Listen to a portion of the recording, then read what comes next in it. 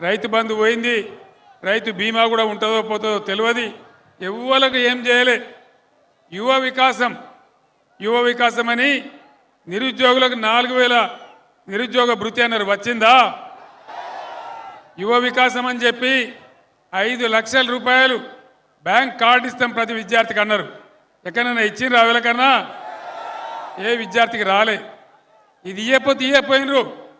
కానీ మన గవర్నమెంట్ ఉన్నప్పుడు వేసినటువంటి ఏదైతే ఫీజు రియంబర్స్మెంట్ ఉందో దాన్ని కూడా ఇస్తలేరు, ₹1 కూడా ఇస్తలేరు. సోషల్ వెల్ఫేర్ హాస్టల్స్ పెట్టినాం 1100, వాటిని జూనియర్ కాలేజీలు చేసినాం. అక్కడ పిల్లలకు అన్నం కూడా సరిగ్గా పెడతలేరు. 125 స్కూళ్ళల్లో కలుషిత ఆహారం తిని విద్యార్థులు హాస్పిటల్ల పాలవుతూ ఉన్నారు. ఏం జరుగుతూ ఉంది? 5 నెలలనే ఇంత ఆగమాగం ఉంటుందా? కేసీఆర్ పోగానే కట్క బంద్ చేసినట్టే కరెంటు బంద్ అవుతుందా? నల్లాలు బంద్ అవుతాయా? రైతు బంధు బంద్ అవుతుందా? మరి డబ్బులు ఎక్కడికి పోతా ఉన్నాయి? ఏం జరుగుతూ ఉంది? దయచేసి మీరు అందరూ ఆలోచించాలని చెప్పి నేను కోరుతా ఉన్నా. మీ అందరితో నేను ప్రార్థించేది ఒకటే, మీరందరు కామారెడ్డి గడ్డ చాలా చైతన్యం, తెలంగాణ ఉద్యమంలో బ్రహ్మాండమైన పోరాటం చేసిన గడ్డ. ఇదే కరీంనగర్ పట్టణంలో, ఇదే కామారెడ్డి పట్టణంలో పోలీసు కిష్టయ్య పిస్తోల్తో కాల్చుకొని అమరుడైన సంగతి కూడా మనందరికీ తెలుసు. ఆనాడు చాలా కష్టపడి మనందరం పోరాటం చేసి అనేక సంవత్సరాలు పోరాడి ప్రాణాల మీదకి తెచ్చుకొని చాలామంది యువకులు చచ్చిపోయి తెలంగాణ రాష్ట్రాన్ని తెచ్చుకున్నాం. దీన్ని ఒక పొదరిల్లులాగా బాగా చేసుకున్నాం. వ్యవసాయం బాగా చేసుకున్నాం. పేద ముసలి వాళ్లకు 2000 రూపాయల పెన్షన్ ఇచ్చినాం. బీడీ కార్మికులకు దేశంలో ఎక్కడ ఇయ్యరు 2000 రూపాయల పెన్షన్ ఇచ్చినాం.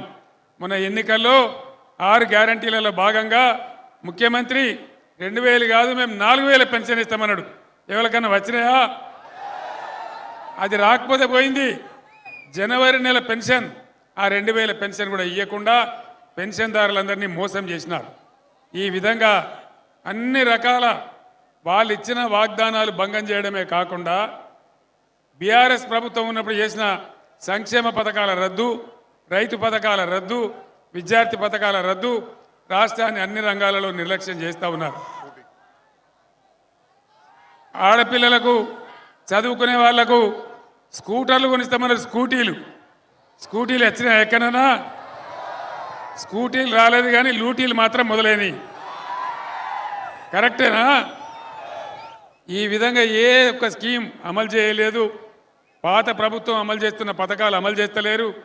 తెలంగాణకు బీఆర్ఎస్ గవర్నమెంట్ ఉన్నప్పుడు పరిశ్రమల రంగంలో, ఐటీ రంగంలో విశేషమైన కృషి చేసి బ్రహ్మాండమైన పెట్టుబడులు తెచ్చినాం. ఇలా కరెంటు కోతల వల్ల పెట్టుబడులన్నీ వాపసు పోయే పరిస్థితి వస్తూ ఉంది. ఒక 1000 కోట్ల చేసే పరిశ్రమ ఆల్రెడీ మద్రాసు తరలిపోయింది. ఇదే రకంగా జరిగితే చాలా కష్టమవుతుంది.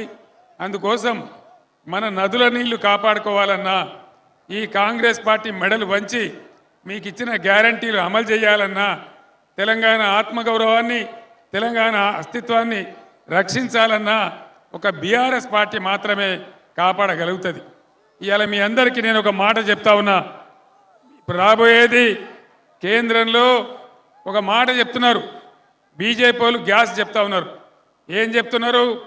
అబ్ కీ బార్ 400 పార్.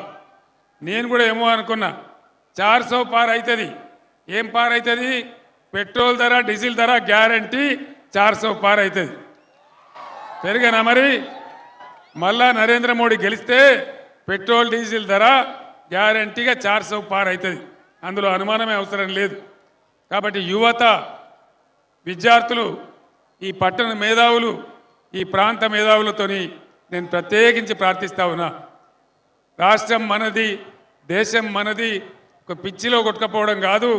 దయచేసి ఆలోచించి మీ ఓటును వినియోగించండి. ఇవాళ కేంద్రంలో రాబోయేది సంకీర్ణ ప్రభుత్వమే.